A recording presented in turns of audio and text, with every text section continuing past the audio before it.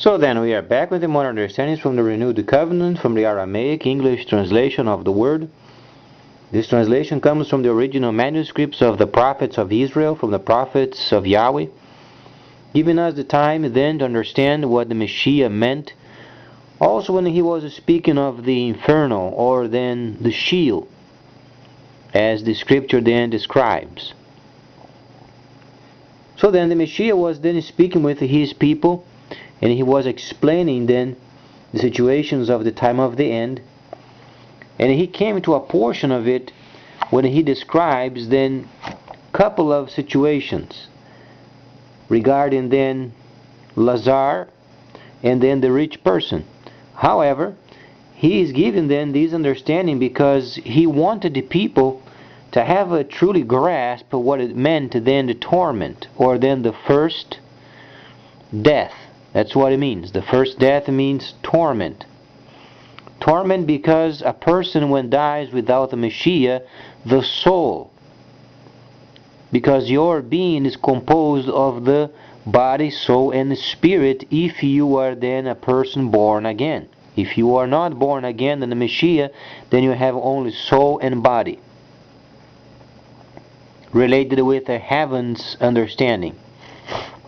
However, you have then a spirit that's not from Yahweh. So then, the Messiah is explaining the many areas of this torment, and then he explains some sections of it regarding then the experience that the rich person had while then in torment. What the Messiah was trying to say was this: the Messiah, he knew that this place did exist, and a person dying without the Messiah, then the soul with the senses that you have goes with you, goes down there in the heart of the earth, as it was explained, and then in torment until the closing of the age. So then in Revelation, when we read then, and the first death then was thrown into the second death, meant when the earth then is burning with a shout of sulfur, then those souls are going to be destroyed. Until then, they are in torment. So then the Messiah explains what it means. And then it stated, the Messiah is speaking, then it had taken place that a man died, and the angels had taken him to the bosom of Abraham. And also that the rich man died and was buried. And while the rich man then was in torment in inferno, or Sheol, he lifted up his eyes and gazed from afar upon Abraham and upon Lazar at his bosom. And he cried out in a loud voice and said, Abraham, have please mercy on me, and send Lazar that he may dip the tip of his finger in the water, and moisten my tongue for me. For behold, myself in torment in these flames. He is then in torment in Sheol, because a place of flames. A person is burned and then in torment. Abraham said to him, My son, remember that you received your great life, and Lazar had bad experiences, or then his destiny was such very distinct from yours. You had then a very great life during the time you were on the earth, and then Lazar did not have as nice life, but he believed in the Messiah, and then he was then taken to rest. And behold, he is comfortable here, and you are in torment. Besides these situations, a great chasm is placed amongst us, and to those who are on the other side can come to this side, and vice versa. And neither are those from there able to go to the other side. He said to him, If so, I ask you, my father Abraham, that you send him to my father's house. and I have 5 brothers. Let go and give them testimony, so they won't come to this place of torment. Abraham said to him, They have Moshe and the prophets. Let them hear them. But he said to him, No, my father Abraham, but if a man from the dead should go to them, they will repent. Abraham said to him, If they do not listen to Moshe and the prophets, they would not also listen and believe him. If a man from the dead should rise, they would not believe him.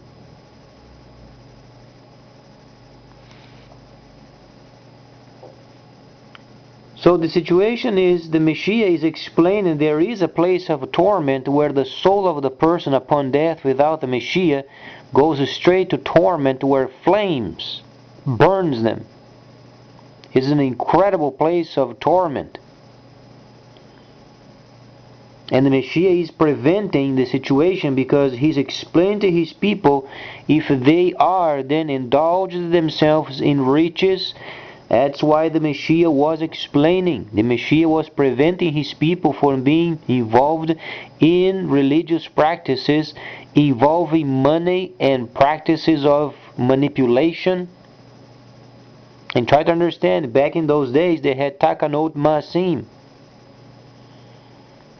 There were more than 10,000 laws mixed with the holy laws. And they were making their laws a profit for gain. So when the people would give their tithes, they would come around and lie to them and give their own lies, and they would take money from the people, and then they would be manipulative and stealing from the people. That's why the Messiah gave this understanding. However, he knew that there is truly a place of Sheol or inferno.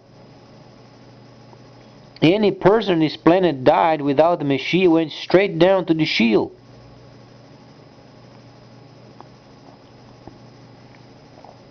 That's why the Messiah then gave them the understanding of it, so then people would be sure, his people then would be sure, they must die in the Messiah, so then their souls are going to rest.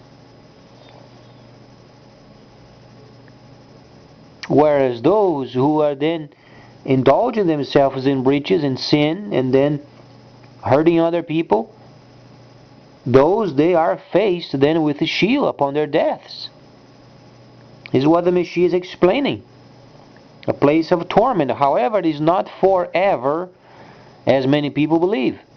It's until the closing of the age.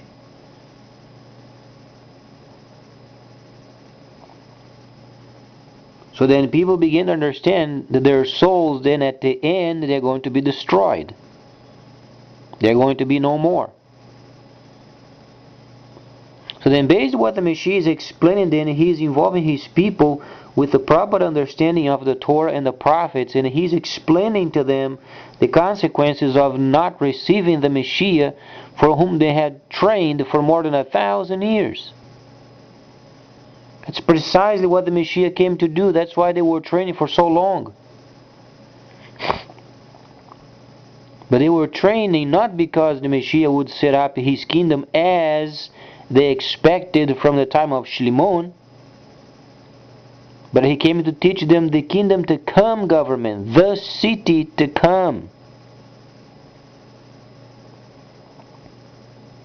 And during this time, because they had the record from Shimon, they thought it was the kingdom of Shimon restored. But it wasn't. Yet the kingdom of Shimon was defective as per heaven's standards. The nation of Israel, they didn't understand. However, the Messiah then explains this place of torment, because then at the end he's explaining that the earth is going to be destroyed as with a shower of sulfur, as it was during the time of the cities of the plain.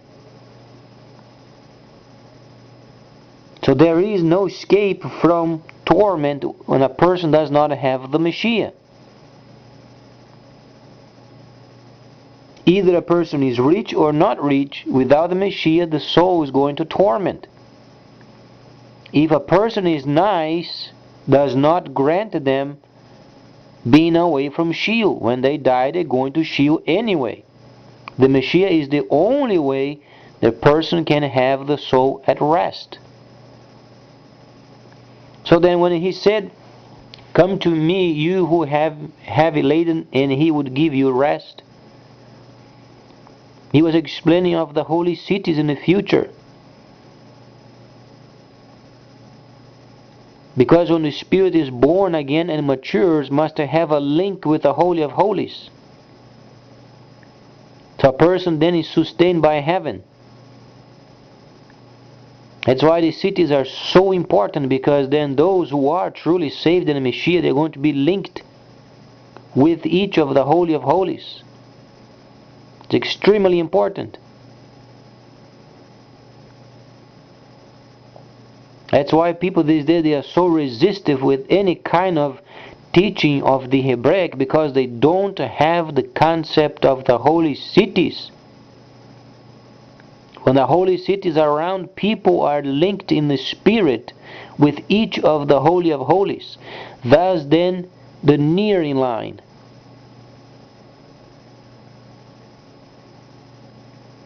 And then Shaul the Shaliach, he explains this area in Hebrews. Many areas of Hebrews, if you come to God, Yahweh, you must believe that He is, and He is a rewarder to those who diligently searches for the Torah. Yahweh is Torah. Not searching diligently for God. No, it's Torah. Searching diligently for the Torah. This is what it means. Because Yahweh is the Torah, and then His Son came as the living Torah.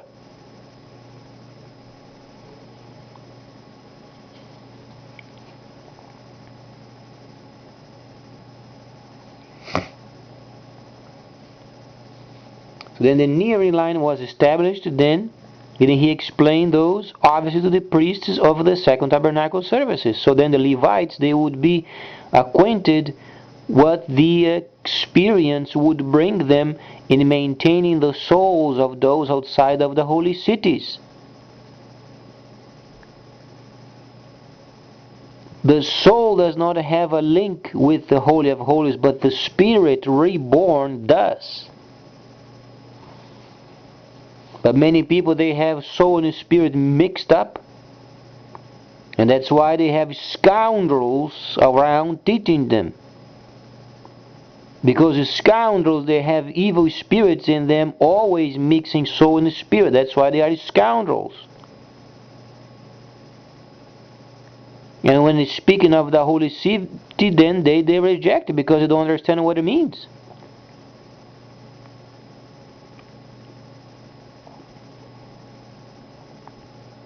So when a person dies without the Messiah, it's straight down to Sheol, because the Messiah said would. And when we read it then in Revelation, you find a section of it, then those who are saved in the Messiah, they are not participants of the second death. You know what he was trying to say? Very simple. Those people then who are in the Messiah, they are saved. When they die, their souls are going to rest. That's done away with. Until the new earth then is restored, as per Yeshayahu the 66th chapter, gives you then the understanding of it. Then, after the sound of the shofar, a person then comes up. Those that died in the Messiah, they're going to be raised first.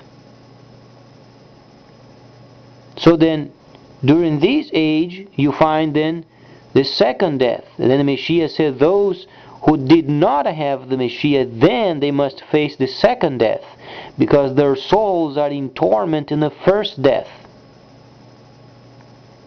So when He comes in the 20th chapter of Revelation and then takes His people away from the holy cities and the beloved cities people, saved in the Messiah, comes the shower of sulfur, burns the entire earth. Because Shimon said that the earth would be consumed then with a fervent heat. The elements would melt as with a fervent heat. He was speaking of the cities of the plain. In terms of then the end of the age would be a similitude of then shout of sulfur coming upon the entire earth. Then those who are in torment in the first death are going to be thrown in the earth while burning, named the second death, where you'll find then the demons and the entire cohorts of Nehashtan and the entire group burned forever. But then it burns, it gets done away with, and then the earth is rebuilt. They're not going to be burned forever and ever in eternity of the eternity of the eternity. When you hear the word forever in the Hebraic culture, it is for a long time, but does not mean eternity. For the time being where they are experiencing life, when the time that they wrote and recorded, they did understand it was for until the closing of the age. Try to understand. The prophets of old did not have yet the oracles yet explained. Only the Messiah, the prophet, came to unravel the mysteries of the Torah. So the prophets prior of the Messiah, they had to write then forever, because they did not know then the unravel of the mysteries of the oracles, because those were reserved for the Messiah. Though they did understand in part, but not the whole. The whole was absolutely given to the Messiah. He came and explains from the starting point until the end. He explained the entire Torah, because he was the prophet. That's why then Yahweh said, when this prophet comes, you must listen to him, because he is then the prophet. He explained from the start until the end, and there was no doubt left of any kind. So prophets prior of the Messiah, they explained the prophecy as they were receiving it, but then they used the word forever a long time. But the prophets, they were not revealed the entire Torah and its oracles and its revelations. They were speaking of future events in a prophetic understanding for the future. When the Messiah came, however, he explains what those limits were. That's why you find then the first death, those without the Messiah in torment. Then when the earth is burning, then he said, the first death then is going to be thrown in a second death, and then they're going to be eliminated.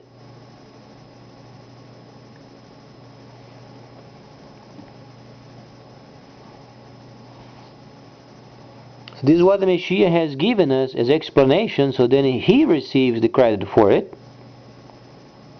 We simply obey what the Messiah told us to do. Us, Gentiles, then we report at the holy cities. The set apart resume then the second tabernacle services as they were told to do. Because discipline is coming upon the tabernacles, people of Elohim.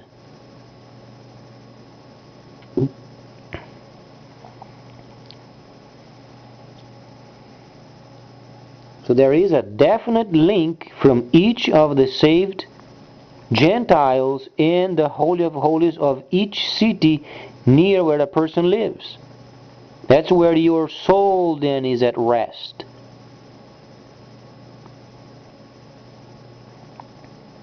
Thousands and thousands and thousands of souls being taken care of in the Holy of Holies. That's why these cities are so important. Please stay tuned, much more coming up.